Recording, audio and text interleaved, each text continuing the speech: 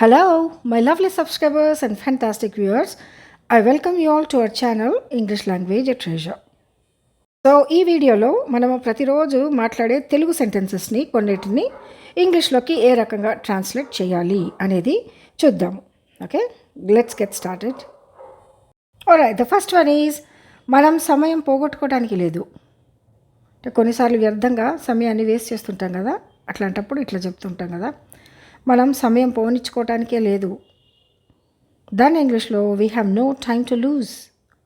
We have no time to lose. Okay, the second one is దానికి పరిష్కారం లేదు. కొన్నిసార్లు కొన్ని సంగతులు, కొన్ని సమస్యలు ఎట్లుంటాయంటే పరిష్కారమే ఉండదు. ఓకే, సో ఆ సెంటెన్స్ దానికి పరిష్కారమే లేదు. It has no solution. It has no solution.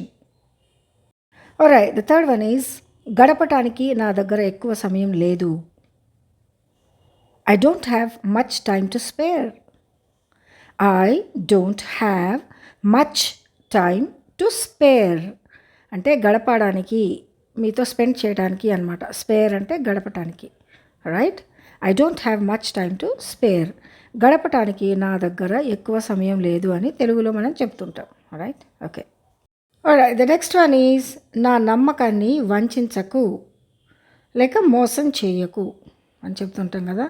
ఎంత నమ్మా నేను, నా నమ్మకాన్ని వంచేస్తున్నాడు. వంచటం అంటే మోసం చేయటం. ఓకే, దాన్ని ఇంగ్లీష్లో don't betray my trust. Don't betray my trust. వంచన అంటే betray. Okay, don't betray my trust. The next one is లెక్కలేనన్నిసార్లు చెప్పాను నీకు. లెక్కలేనన్నిసార్లు చెప్పాను నీకు. దాని ఇంగ్లీష్లో I've told you countless times. I've told you countless times. I apostrophe V E అంటే ఐవ్ అంటే ఐ హ్యావ్ అనమాట. I have the short form is I've. Okay, I've told you countless times. The next one is అర్థం లేకుండా మాట్లాడకు. So దాన్ని ఇంగ్లీష్లో don't talk rubbish. Don't talk rubbish. Okay, the next one is నీదేం పోతుంది. కొన్నిసార్లు అంటుంటాం కదా, తిట్టుకుంటుంటే ఏదైనా ఘర్షణ చేస్తూ ఉంటే నీదేం పోతుంది, నీకేం తెలుసు అంటుంటాం కదా. ఇట్లాంటి స్టేట్మెంట్స్ తెలుగులో నీదేం పోతుంది. సో దాన్ని ఇంగ్లీష్లో what do you lose. What do you lose. Lose అంటే పోగొట్టుకోవటం. రైట్, నీదేం పోతుంది, what do you lose. Right, the next one is ఇది జరగాల్సిందే. నేను ఎక్స్పెక్ట్ చేసా, ఇది జరగాల్సిందే, అనుకున్నా జరిగింది, ఇది జరగాల్సిందే అనేది అంటుంటాం కదా కొన్నిసార్లు తెలుగులో. సో దాన్ని ఇంగ్లీష్లో it was bound to happen. It was bound to happen. Okay, the 10th one is మిమ్మల్ని ఇద్దరిని చూసి ఆనందంగా ఉంది. Great to see you both. కొన్నిసార్లు ఎవరైనా మన ఫ్రెండ్స్ కానీ ఎవరైనా కపుల్ మన దగ్గరకు వచ్చినప్పుడు మీరు ఇద్దరిని చూస్తే చాలా సంతోషంగా ఉంది అంటుంటాం కదా. సో దాన్ని ఇంగ్లీష్లో great to see you both. Okay, right. The next one is నువ్వు ఖాళీగా ఉన్నప్పుడు కాల్ చెయ్యి.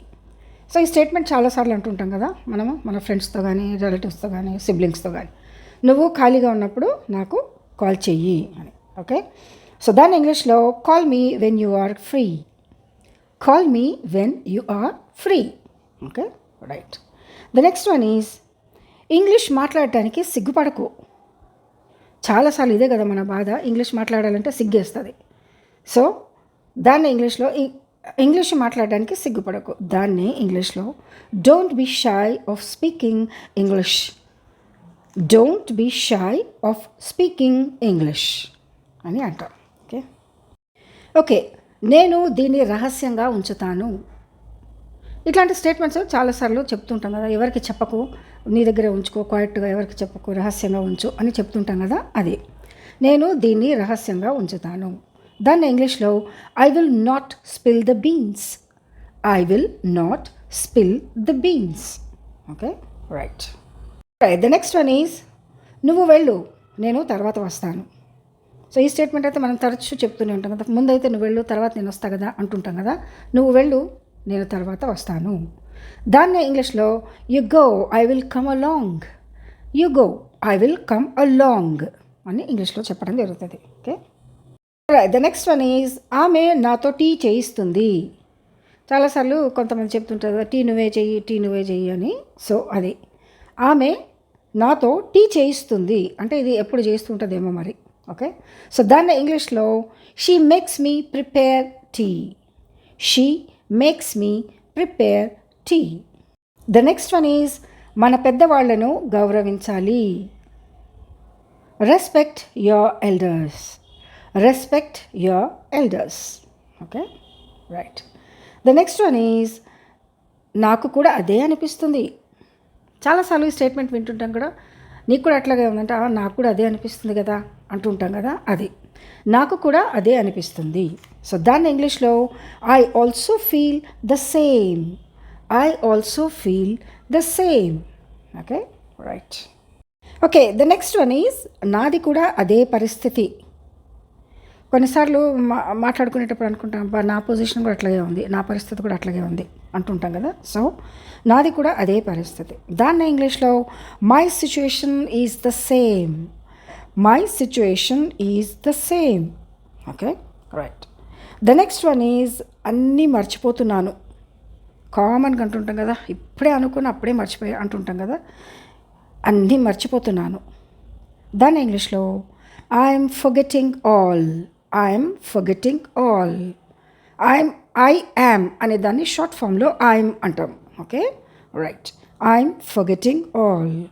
Okay, right. The last one is కాళ్ళు ఏడవకు, కాళ్ళు ఈడవకు అంటే కొన్నిసార్లు పిల్లలు కానీ కొంతమంది కాళ్ళు ఈడుస్తూ నడుస్తారు కదా, చెప్పులు వేసుకొని దాన్ని గీసేసుకుంటూ ఈడుస్తూ నడుస్తారు. అది వాళ్ళకి అలవాటు ఉంటుంది, కొన్నిసార్లు వాళ్ళకి ఇష్టం ఉంటుంది అట్లా. సో దాన్ని ఇంగ్లీష్లో don't drag your feet, don't drag your feet అని చెప్పడం జరుగుతుంది. రైట్. సో ఈ వీడియోలో మరికొన్ని సెంటెన్సెస్ తెలుగు నుండి ఇంగ్లీష్లోకి ట్రాన్స్లేట్ చేయడం అనేది జరిగింది. సో ఇవి రెగ్యులర్గా మనం తెలుగులో ఏవైతే సంభాషిస్తుంటామో, ఏవైతే మనం ఇంట్లో మాట్లాడుకుంటుంటామో అట్లాంటి సెంటెన్సెస్ని ఇంగ్లీష్లో అయితే ఏ రకంగా మనం చెప్తాము అనేదానికి సో ట్రాన్స్లేట్ చేయడం అనేది జరుగుతుంది. ఎందుకంటే స్పెషల్లీ ఇది స్పోకెన్ ఇంగ్లీష్ కోసం కాబట్టే. సో దీంట్లో నేను గ్రామర్స్ కానీ లేకపోతే సెంటెన్స్ స్ట్రక్చర్ కానీ ఏం చెప్పట్లేదు. ఎందుకంటే స్పోకెన్ ఇంగ్లీష్ కోసము ఆ తెలుగులో ఎట్లా ఉందో దాన్ని యాజ్ ఇట్ ఈస్గా ట్రాన్స్లేట్ చేసి ఏ రకంగా మనం చెప్పొచ్చు అనే దానికోసమని ఈ వీడియోలు చేయడం అనేది జరుగుతుంది. సో నిజంగా మీకు నచ్చినట్టయితే షేర్ చేయండి, లైక్ చేయండి, సబ్స్క్రైబ్ చేయండి. ఓకే, మరి కొన్ని వాక్యాలతో నెక్స్ట్ వీడియోలో కలుద్దాం. Take care, bye.